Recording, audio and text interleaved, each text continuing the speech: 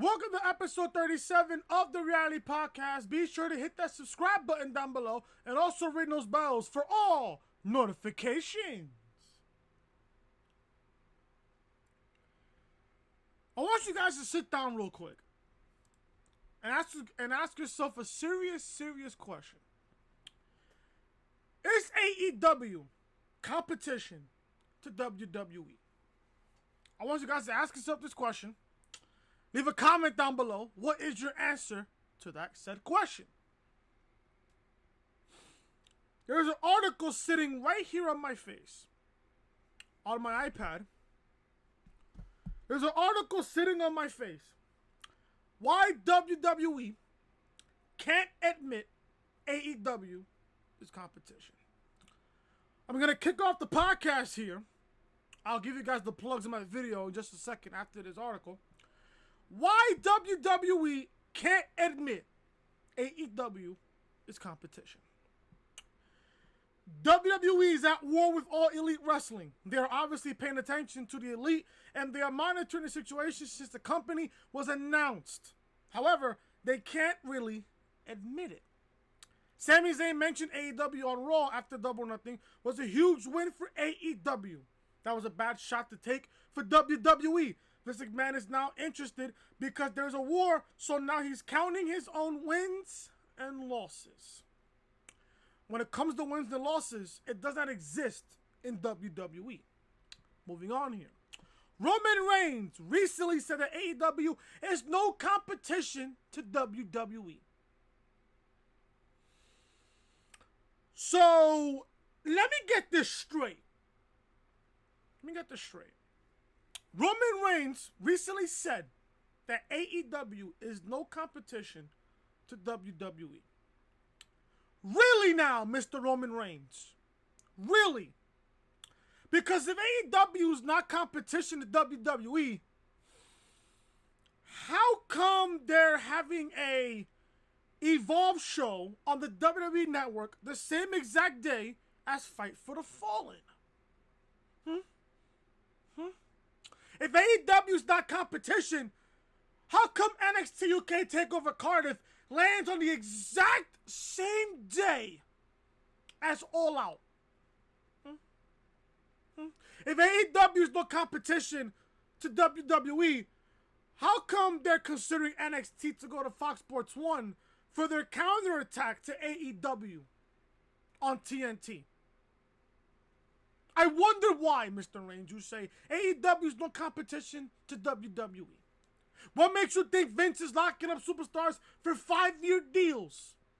They just locked up Luke Gallows and Carl Anderson for 5 years. They locked up Jinder fucking Mahal to a 5-year deal. Jinder Mahal is worth 5 years to you? No. The answer to that question is no. No.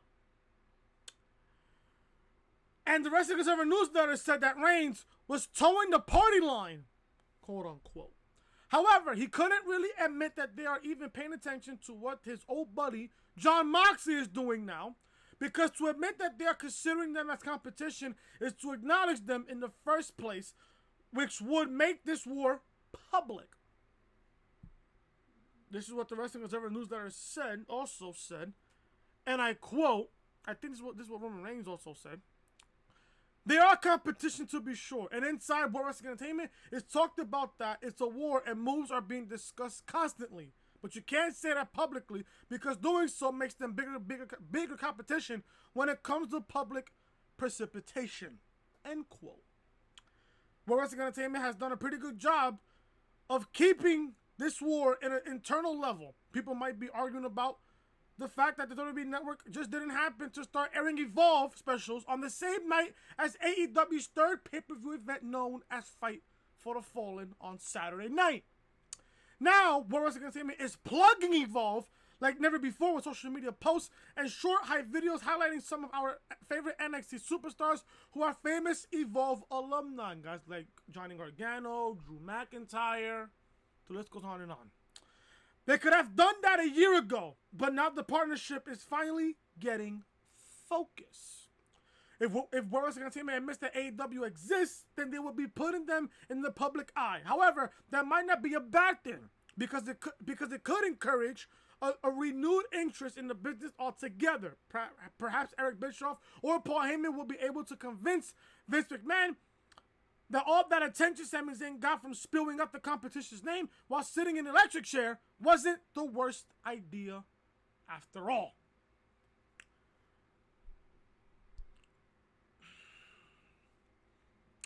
All we want as professional wrestling fans, all we want, especially all the smart fans. Let me fix this. Give me a second. I think I'm a little too... There you go. That's much better. Anyways. Us smart fans, guys like me, Storms, TM, JD, everybody else, Bobby, Matt, Tiffany, Kyle, Soda, everybody else, we all want to see change in WWE. Guys like Arnold, Christina. The list goes on and on, folks. I go on and on every single time about this fucking people. The list goes on and on. You have no idea how many smart fans I know. And I know a whole bunch of dumb fuck fans. Trust me, I do. They don't want to see change. Us smart fans, we want to see change. We want to see change. As long as Vincent Kennedy McMahon is still in charge, there won't be any change. There's an old adage that states, the more things change, the more they stay the same. For example, look at the last 2 weeks of Raw and SmackDown. Did you realize any change? The fact that Eric Bischoff and Paul Heyman were named executive directors of Raw and SmackDown, that's a change. But the overall shows for Raw and SmackDown, they stood the same. Now, do we actually know that Eric Bischoff and Paul Heyman were there for Raw and SmackDown? No. Starting this Monday, Paul Heyman will start his duties for executive director for Monday Night Raw. And Bischoff will start his duty as executive director for SmackDown Live. Because there was a report going around saying that they will start their executive roles after Extreme Rules. So there you go. The more things change, the more they stay the same. As long as Vince McMahon has the pen in his hand, as long as Vince McMahon has the final say on the final script for the fucking show, there's no change. Yet people are going to sit there and defend Monday Night Raw and SmackDown Live on a weekly basis. You people want to see change. Vince has to go. You people want to sit there and see change. The only change that is right now is AEW. The only change right now is NXT. How come we're all invested in NXT? How come we're all loving Double or Nothing, Fyter Fest, Fight for the Fallen? That's going to happen tomorrow night. Who knows? Everybody could love fucking All Out. Everybody could love NXT TakeOver Toronto. How come we're all invested in that? Meanwhile, Vince hasn't got us invested in a storyline in a long time. And no, I'm not counting Kofi Kingston and I'm not counting Becky Lynch. I'm not counting those two people. I'm not. Why? Because that was WrestleMania season. And think about this. Think about this for a good second. When was the last time Vince had you invested in a storyline post-WrestleMania? I want you to sit there and really think about that. When was the last time you was invested in something that Vince did for us after WrestleMania? I bet you can't even think of a solid answer to that question. I bet you can't. Roman Reigns is saying, oh, AEW is no competition to WWE. Yes, I understand. World Wrestling Entertainment is a big juggernaut. I understand that. And yes, they are. They're a global phenomenon. I understand that. But when you guys got guys like Jon Moxley in AEW, that's the start to the war that's eventually going to happen. I'm telling you. I'm telling you. People are going to sit there and say, oh, AEW is no competition to WWE. So how come they're having Evolve on the same night as Fight for the Fallen? How come NXT UK TakeOver Cardiff is on the same night as All Out? How come Vince McMahon wants to put NXT on fucking Fox Sports 1 on FS1 in October to counteract AEW's weekly television show in October? How come? How come? Oh, but AEW is no competition to WWE. Keep telling yourself that. I've said this on the podcast, and I'm going to say it again. Vince has till October to write better shows. That's just true. Vince, you have till October to write better shows. You really do. You really do. Because if you don't write better shows between now and October, you might as well hand over the company now to Triple H. You might as well do that. Because I'm starting to think here, with Paul Heyman and Eric Bischoff as executive directors, if the shows go bad, us fans, Vince wants us fans to blame it on Bischoff and to blame it on Heyman, and Vince doesn't get no type of heat. That's what I think why. Vince put those two men there. Because if the shows go bad, hey, you can take it out on Heyman and Bischoff. Meanwhile, Vince just sits back, counts his money, and does absolutely nothing about it. And that's a shame. Vince has been suffering from too much heat for a long, long time. For a long, long time. And I can say this now. The creative state in this company is the worst I've ever seen. In the past 2 years, or should I say 3, has been the worst I've ever seen. AEW can change that. NXT just NXT. NXT never disappoints. NXT never disappoints. Yeah, people are gonna say, "Oh, NXT is just for the smart mark fans." I love Gargano. I love Ciampa. I love Adam Cole. I love Velveteen Dream. I love Roderick Strong. And everybody else in NXT. And I asked the question back on Wednesday for NXT. What is NXT doing that the main roster is not doing? They're having us invested. AEW on a weekly basis, they can have us invested. It's not wrong to watch both AEW and WWE. It's not wrong. Although, me, back in the Monday Night Wars, I've only been watching World Wrestling Entertainment. I never watched a bit of WCW. The only WCW I've seen was Starrcade 97 between Sting and Hollywood Hulk Hogan for the WCW Championship. That's it. That's it. Telling you, people say AEW is no competition to World Wrestling Entertainment. I call you bluff. I call you bluff. And that's just my honest opinion there. AEW is competition to World Wrestling Entertainment. They are. They're just not admitting it. They're just not admitting it.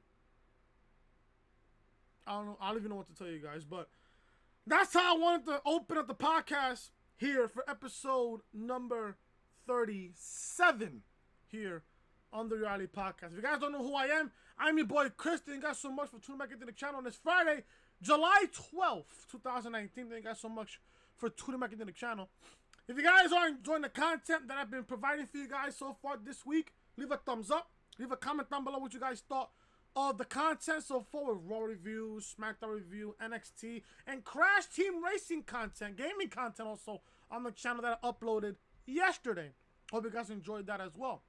If you guys are new to the channel and you guys like what you see, hit that subscribe button down below. Ring those bells, guys, for all notifications. Check out Crash Team Racing gameplay from yesterday for Thursday. The evolution of Crash has begun. Episode number 1 of Road to Glory here on the channel. It's a new series so far. And I said this, if this particular video gets 10 to 15 likes, you guys are gonna get episode number 2 next week. here on the channel. So episode 1 of Crash Team Racing will be in the annotation above that you see on the upper right hand corner of your screen. NXT review live on the channel right now. Heel Io has finally arrived. Well, I can't really say finally because A, it was needed, and B, it was only a matter of time before Io was going to turn heel. But even though nobody saw it coming, I fucking loved it. And the way that Io looked on Wednesday night for NXT to kick off the show on Wednesday night, she looked fucking fantastic. Link to NXT review will be in the annotation above that you see on the upper right hand corner of your screen. Check out SmackDown Live review as well from this past Tuesday. Kevin Owens drops a major truth-filled pipe bomb from this past Tuesday night on SmackDown Live. That was the hottest open of SmackDown Live all fucking year. That is 100% factual. Link to SmackDown Live review will be in the annotation above that you see on the upper right hand corner of your screen. Check out Monday Night Raw review as well for this past Monday. Raw was just completely fucking garbage. I'm telling you. And there were still people defending this garbage. I'm telling you. Sick people out there. Even the janitor himself couldn't clean this mess of a show.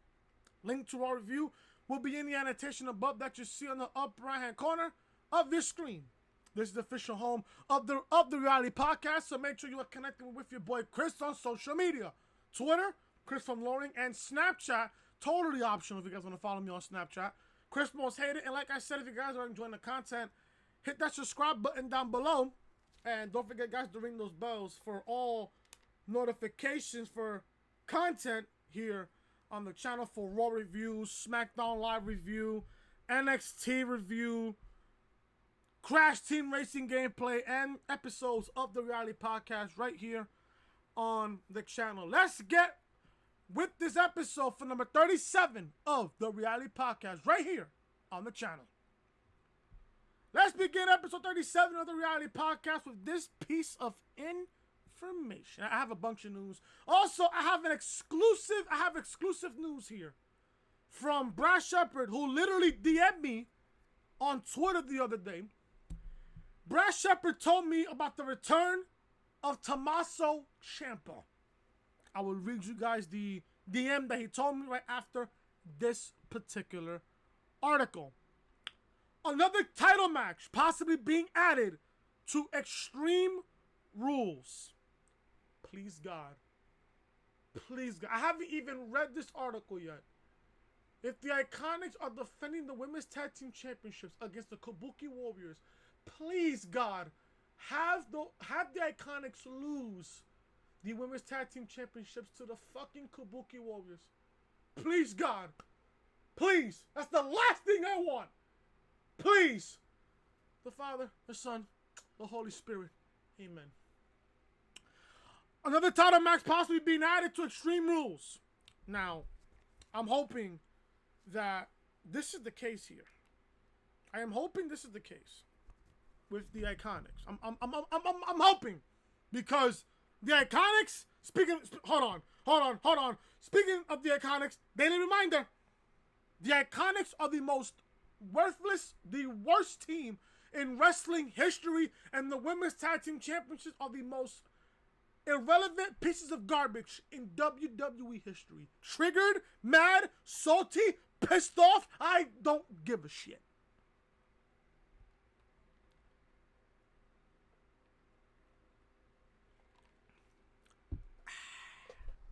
Folks, if you got to live in New York City and you folks are suffering on a heat wave, please stay hydrated, folks. Stay hydrated. But another title match possibly being added to Extreme Rules. I wonder what this could be. Extreme Rules is already a very loaded card, depending who you talk to. But there is always a chance that we could be seeing, in addition to the show, we might even get new champions. Oh, okay. The Iconics have been Women's Tag Team Champions since WrestleMania. In that period of time, Nikki Bella said that the Bella Twins and the Iconics were supposed to have a feud. Excuse me while I fucking puke.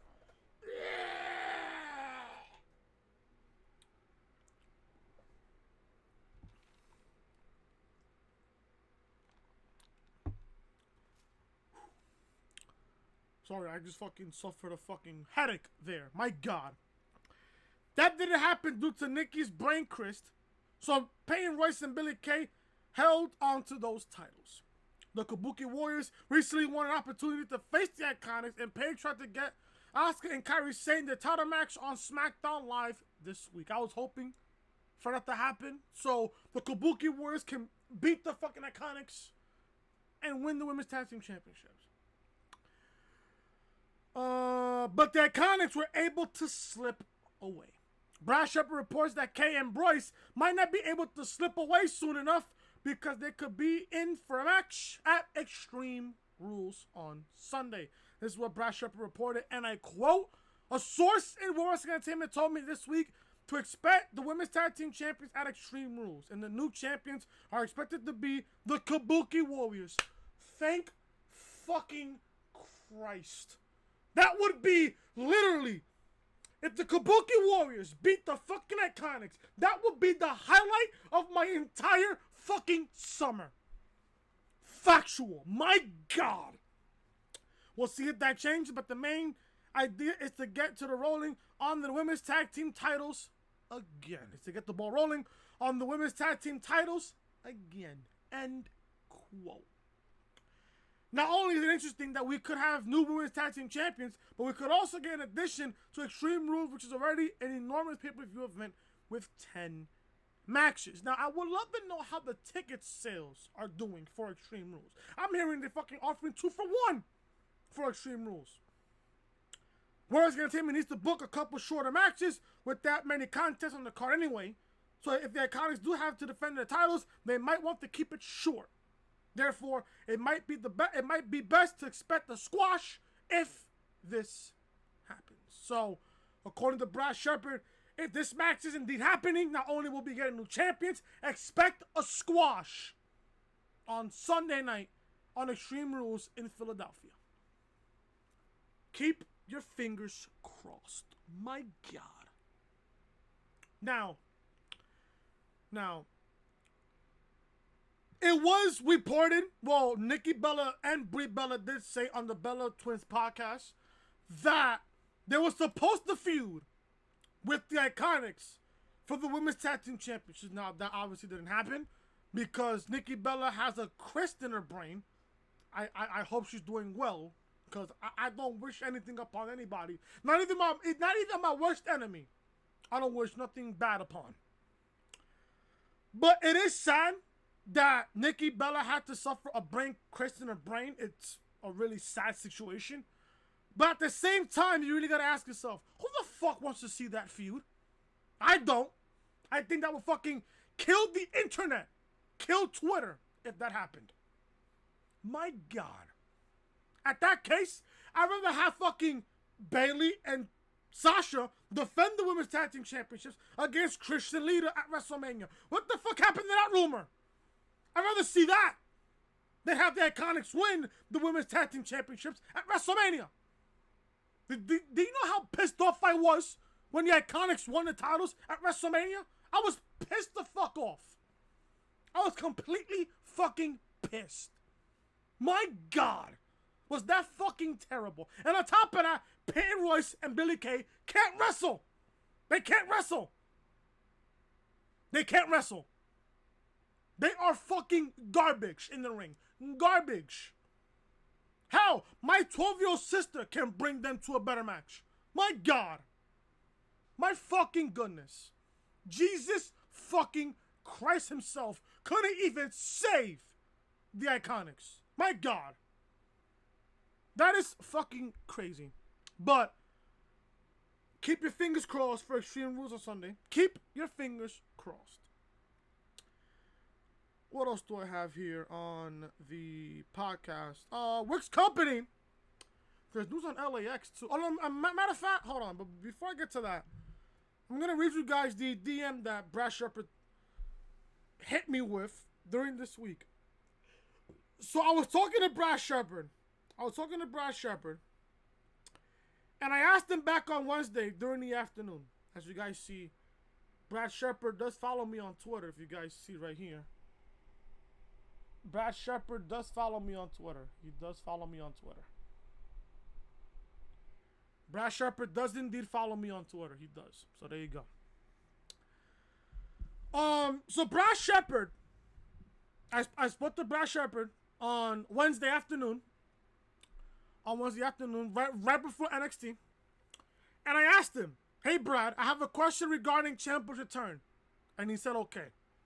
And I said, I'm hearing Ciampa could come back by TakeOver Chicago in November. Can you confirm that? Then he said, I could ask.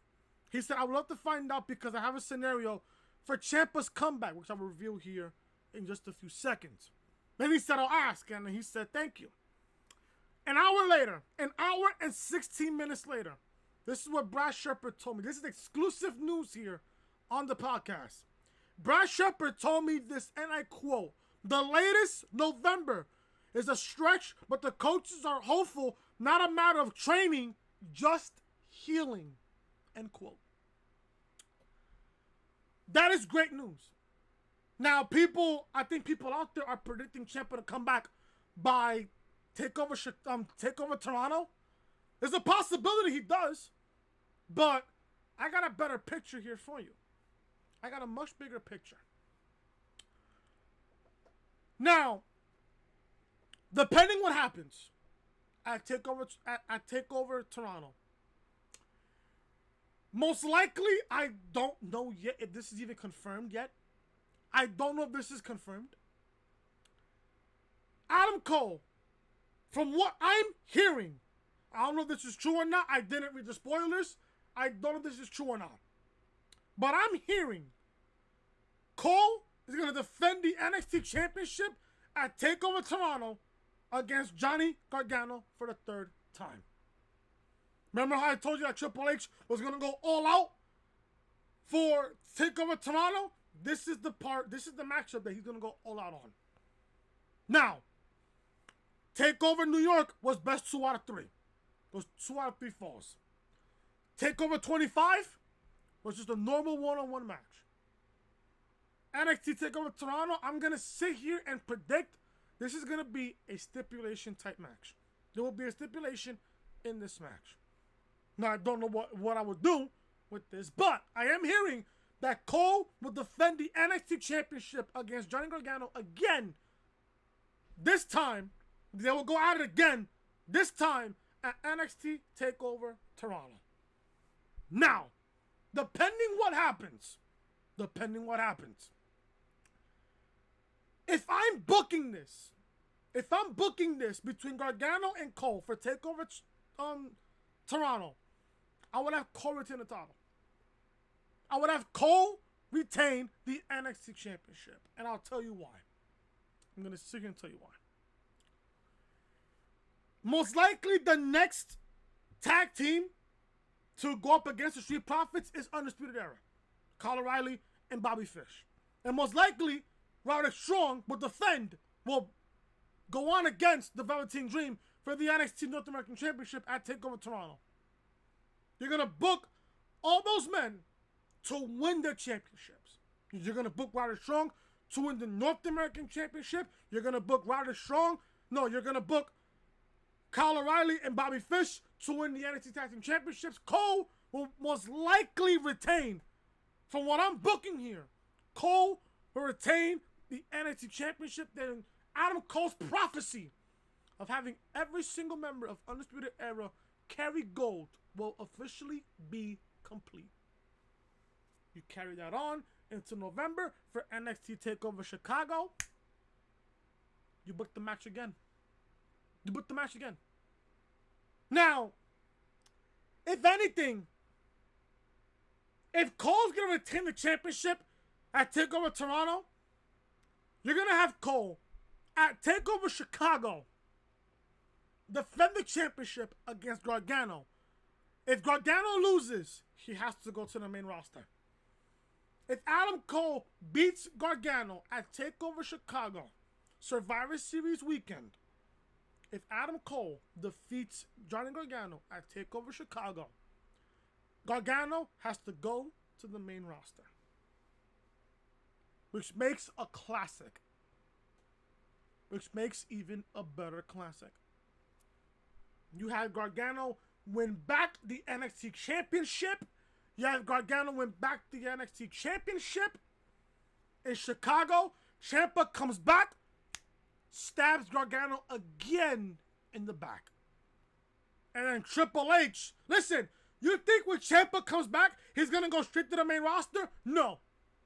If I'm booking this, if I'm Triple H right there, I am not having Ciampa go to the main roster. At the same time, if you're Triple H, there has to be an end to this feud between Gargano and Ciampa. There has to be an end. There has to be a payoff to this feud.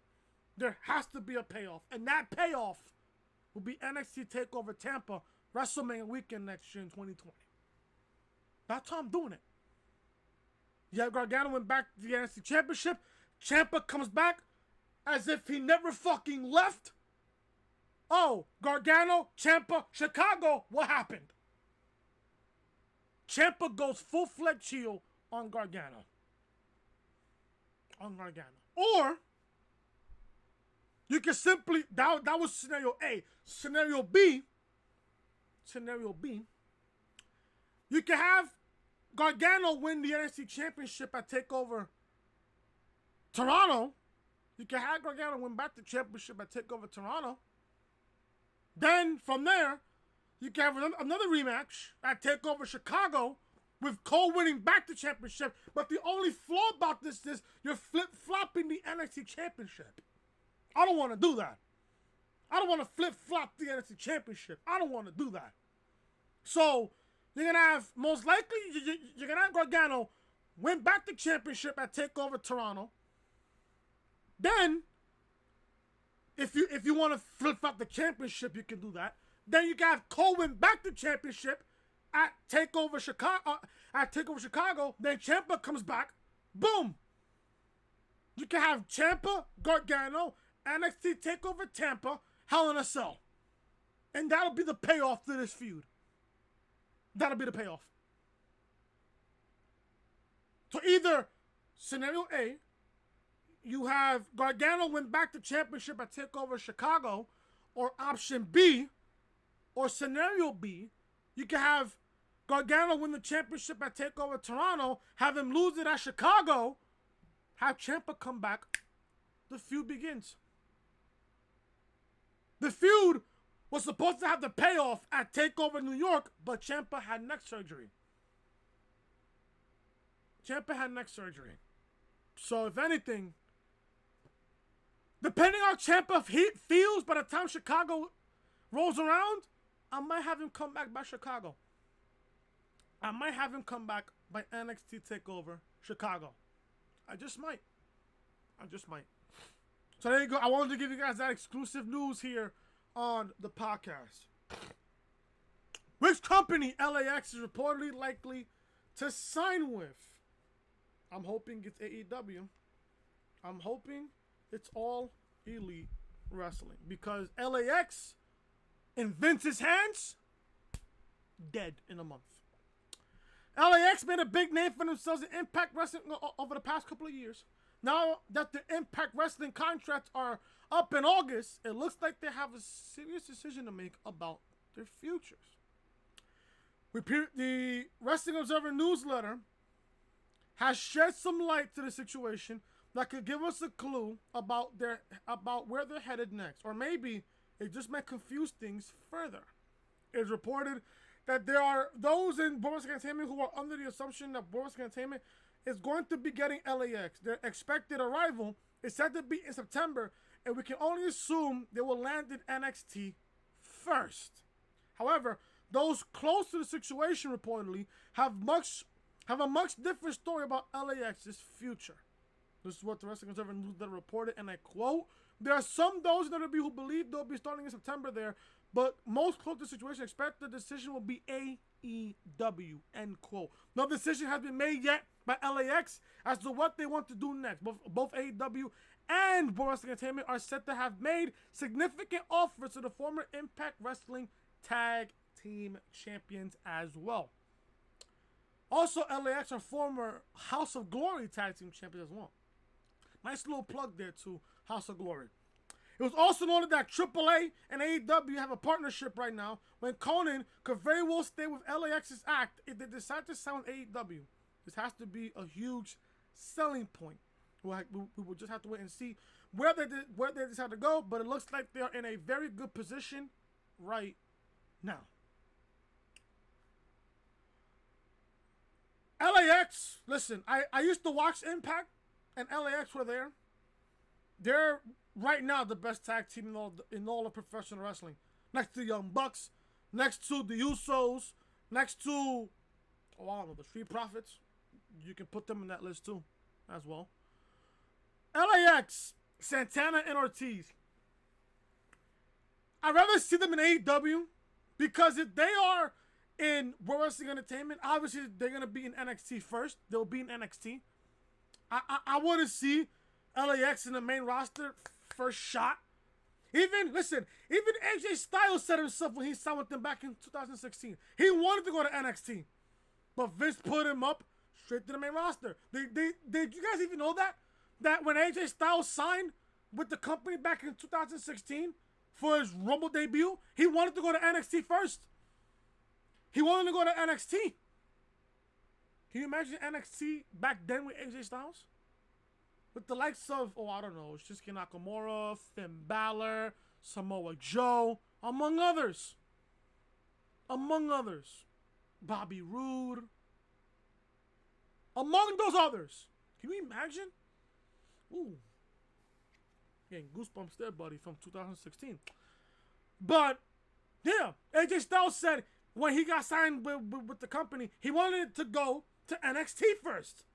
Because he felt like if he went straight up to the main roster, he needed to learn quick. That's why he wanted to go to NXT to learn what the company is all about. How they do things in the ring. How to cut a major promo. Stuff like that. LAX, let's say, for example, LAX signs with the WWE. They're not going to go to the main roster. They're going to go to NXT. They have to learn the basics. They have to know what the company's all about. Stuff like that. Yeah, I'm sure if they go to NXT, they'll be over quick. No matter what company, as a matter of fact, no matter what company LAX goes, they're going to be over like that. Now, I think if LAX goes to World Wrestling Entertainment and they get called up to the main roster, they're going to be watered down. They obviously are not going to do the same thing that they are doing now in Impact Wrestling or in the Indies. They're not going to do the exact same thing. They'll probably have a different gimmick. But if they go to AEW, they can stay the same. The same gimmick that they have now. So if I'm LAX, I'm going to go to AEW. And at the same time, no matter where LAX goes, they're going to enhance that tag team division. Especially if they go to AEW. Their tag team division is going to be a whole lot better. A whole lot better there. So, which company LAX is reportedly likely to sign with? You guys sound off. AEW or WWE?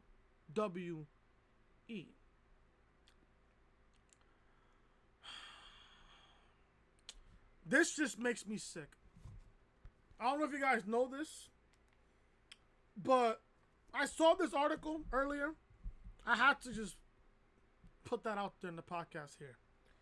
The Undertaker and Roman Reigns, their tag team name revealed with a new shirt. Babe, if you're watching this video and if you're up to this far in the video, please do not buy me. Let me just show you guys. Give me a fucking second. Please do not buy this shirt on WWEshop.com. Look at the fucking shirt. Look at it. And look at the fucking price. We run this yard graveyard dogs. My fucking God. How fucking pathetic. If you buy this shirt, you're a fucking degenerate. Facts.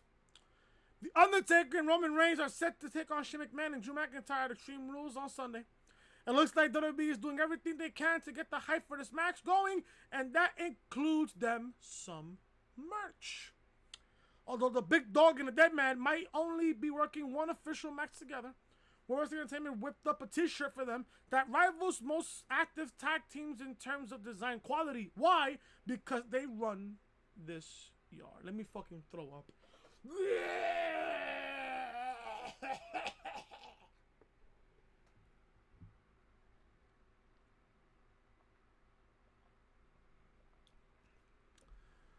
Oh my God. Fucking garbage. WWE sent out went all out for this new piece of merchandise, so much to the point where we are starting to wonder if Extreme Rules won't be their only match as a team. Because the shirt took some work to design since it's totally original artwork. You can check it out. You can check out the t-shirt. It's rather impressive what they are able to do to hype one match. At least we know that if they make this tag team official, they got that Graveyard Dogs name all lined up. This is fucking garbage. If you support this fucking shit, I swear on everything that is fucking holy, you are the biggest fucking degenerate in this community. Jessica, if you are watching this podcast right now and you're up to this point in the fucking video, please do not buy me that fucking garbage. Because if you do, I swear to God, I will that ass go onto this podcast and burn the shirt right in front of my fucking subscribers. I swear on everything that I fucking love and own in this fucking lifeline. My God, how fucking garbage this is. Jesus fucking Christ. Vince McMahon, speaking of the old senile fuck, Vince McMahon himself is not pushing his agenda on Paul Heyman and Eric Bischoff. I wonder what that means. Whereas Entertainment made a couple of big changes to the creative process when Eric Bischoff and Paul Heyman were brought on in executive director roles. It appears that Vince McMahon and company are not going to hold this new leadership to their old standard either. I believe it when I see it. WrestleVotes reports that they were recently told that SummerSlam plans could change at this point. It is up to Eric Bischoff and Paul Heyman as they fully start the new roles next week, because if they want to alter their plans, then they have the full power to do so. I believe it. I'll believe it when I fucking see it.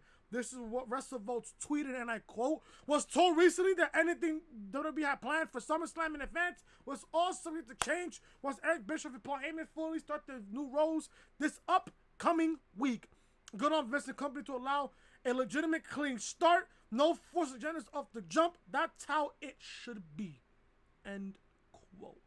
Credit was given to Vince McMahon for not forcing agendas, but it doesn't change the fact that everything needs to go through Vince McMahon first before it can make its way to World Wrestling Entertainment's programming. It appears to be a step in the right direction, but the micromanaging might simply have a different overseer now with Heyman and Bischoff in charge. Still, if this report is 100%, which would be ideal, then that means Extreme Rules could be the final pay-per-view that was fully constructed by Vince McMahon in the foreseeable future. I will believe this when I see change. When there is change, I'll let you know. When there is change, I will come here on Raw Review, SmackDown Review, and the podcast, and I will let you guys know that there is change. That's all we want as wrestling fans, is a fucking change, and I said this on the opening of this podcast, the more things change, the more they stay the same. Vince, listen, you can force Bischoff and Heyman to write incredible, compelling storylines. If this gets to Vince McMahon, I guarantee you, Vince will at least change 1, 2, or almost the entire script to Raw and SmackDown Live. Because it did say on the report, Vince will have the final say on this. He will. Although you have two great minds for the business like Eric Bischoff and Paul Heyman. Those are two great minds in this industry, in this business. You cannot go any better than Eric Bischoff and Paul Heyman.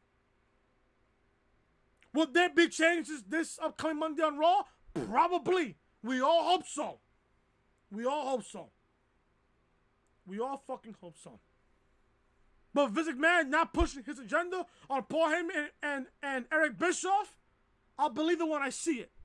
I'll believe that when I see it.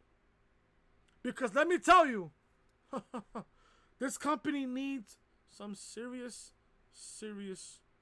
change. What other more news do I have here? I want to save up some news for Saturday's podcast. On tomorrow's podcast, I will read WWE likely moving NXT to Fox Sports 1 to counter to AEW's television show. I will go over that report for you guys tomorrow for episode number 38.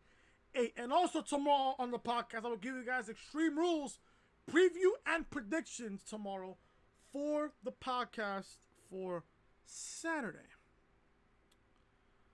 Let me see if I can find another story here before I get out of here. I don't want to make this too long of a podcast. I don't want to make this too long. I really don't want to make this too long. Let me see if I can find it here. Okay. I guess I'll go with this one to end it here. Because I want to save up all the news for Saturday and Sunday. I want to save up all the news for then.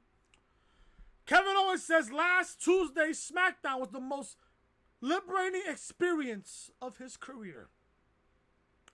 People were saying that Kevin Owens' pipe bomb on SmackDown Live on Tuesday. I will show you guys the review thumbnail right there. Let me tell you, the opening to SmackDown Live this past Tuesday was the hottest start all year for SmackDown Live. Factual. And I even said it on Twitter on Tuesday. This opening for SmackDown Live was better than 3 hours of Monday Night Raw. Factual. But Kevin Owens says last Tuesday was the most liberating experience of his entire career.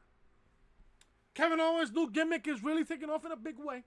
He shut SmackDown Live down for a couple of minutes as he cut a promo on Shane McMahon being on television in the first place and taking time from superstars who deserve it. Kev feels great about it the next day. When one fan tweeted out that they hope Kevin Owens is having a great day, the former WWE Universal Champion responded by saying that last night was the most liberating experience of his career. This is what Kevin Owens said, and I quote. He tweeted this on Twitter, and I quote, last Tuesday was the most liberating experience of my career, and now I just landed in LA, and I'm on my way back to my wife and kids to enjoy my days off here with them. End quote. We're going to have to wait and see what is next for Kevin Owens, but it could be building for something big. As long as Shane McMahon keeps shutting Owens down from spreading his opinions about McMahon ran WWE, the fans will be on KO's side in a big way. We very well might be looking at a great change of pace for Kevin Owens as he enters a category where he is a voice of the people, which is always a great place to be. Hopefully, WWE doesn't need him to turn heel again anytime soon. The fact that people on SmackDown Live on Tuesday was saying that Kevin Owens' pipe bomb was just the same as CM Punk's pipe bomb. Shut the fuck up. Kevin Owens' pipe bomb and CM Punk's pipe bomb back in 2011 were two different things. Kevin Owens was talking about Shane McMahon on how he was taking time of was taking time more than anybody else in this company. Meanwhile, CM Punk was talking about the likes of Vince, Shane, Triple H, and Stephanie, and the entire company known as WWE. You cannot compare Punk's pipe bomb to KO's pipe bomb. Those are two completely different pipe bombs. Completely different. Completely different. The fact that people are saying that Kevin Owens is a CM Punk of 2019, stop. Hold your tracks, hold your horses, stop right there. Stop right there. Stop right there. Now, I am hearing, I was in Storms' group chat earlier. If I can find the messages from earlier. If I can find it on the group chat here, let me see if I can find it. Let me see if I can find it here. Okay, this was according to WrestleTalk. WrestleTalk's Twitter. A report is suggesting that Kevin Owens' promo this week was the start of a storyline to move Shane McMahon off of weekly WWE television. Now, I will back up that report that I just have now with this report. If it can load on my phone, I can read it for you guys real quick. All right, this is the report I have right here. Shane McMahon to be phased off WWE television. If you started watching World Wrestling Entertainment at the beginning of 2018, you'll be convinced by now that Shane McMahon is the single greatest wrestler of all time and that he has all the top views in the company. This is not my words. This is what the report has here. The latest of his feuds seemed to have started this past week on SmackDown Live with Kevin Owens cutting a shoot work promo on the boss's son, arguing that Shane was going against everything Vince said last year when he promised to listen to the fans. I'm waiting for that change, Vince, still. It's July. You said it back in December. Still waiting for that. Owens correctly pointed out that if they really were listening to the fans, then Shane McMahon wouldn't be in every feud ever, and that stars like Buddy Murphy, Asuka, and others would be getting more air time. Thankfully, it seems Shane McMahon's reign of terror could soon be coming to a close, as WrestlingNews.com is reporting that the goal for this new feud is to eventually phase out Shane McMahon's appearances on television. According to the report, Vince McMahon is taking more notice of criticism than ever and is now more willing to accept advice from officials and writers than ever before. It seems that he may finally have realized that no one wants to see Shane anymore, and his face turn from Owens could finally be the thing that takes Shane away for good. That is the report that I got from... Who did I get this report from? Let me see. Who did I get this report from? If I can find it. Who was the one that gave me the report? Great. I'm going to go back to the fucking group chat and find it. Christina. No, it wasn't Christina. It wasn't Christina. It wasn't Christina. Who was it? Yeah, it was Christina. Yes, it was Christina. It was Christina. It was Christina. Christina, if you're watching the video from this point, shout out to you, girl. Shout out to you. But I hope that is the case. I really hope that is the case. Now, there was also in the group chat, they were predicting you can have Kevin Owens and Shane McMahon at SummerSlam. If Kevin Owens wins, Shane has to no longer be on television. If Shane wins, Owens has to retire. I don't know about KO retiring. I would just book, if KO wins against Shane at SummerSlam, Shane has to be out of television, and Kevin Owens gets the WWE Championship match in the future. Not now, not at SummerSlam, but in the near future. If Shane beats KO, then KO can no longer be on SmackDown. He can go to Monday Night Raw. That's how I'll do. Instead of having KO retire, I would just move him to Monday Night Raw. I would just simply move KO to Monday Night Raw. That's what I would do. I don't know about you, but that's what I would do. But that is it, guys, for episode 37 of the Reality Podcast. If you guys enjoyed the podcast, leave a thumbs up, leave a comment down below. What you guys think of the podcast so far? And if you guys are new to the channel, be sure to subscribe to the channel. Ring those bells, guys, for all notifications. Check out Crash Team Racing live on the channel right now, episode number 1.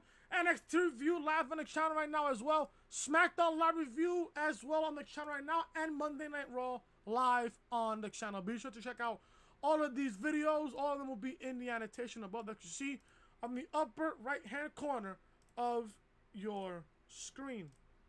This is the official home of the Reality Podcast, so make sure you are connected with me on social media. Twitter, Chris from Norling, and Snapchat, Chris Most Hated. And like I said, if you guys are enjoying the content, be sure to hit that subscribe button down below. Ring those bells, guys, for all notifications. I will see you guys tomorrow for episode number 38 as we go over the news that we are going to go over the news tomorrow for episode number 38 on Roman Reigns taking a shot at Shane McMahon. The WWE likely moving NXT to Fox Sports 1 as counter for AEW television, all that, plus Extreme Rules preview and predictions here on the channel for tomorrow. Till then, I am Chris. Leave a like, comment, subscribe, and share the video all over social media. I will see you guys tomorrow for episode number 38 of the Reality Podcast. Till then, talk to you guys later.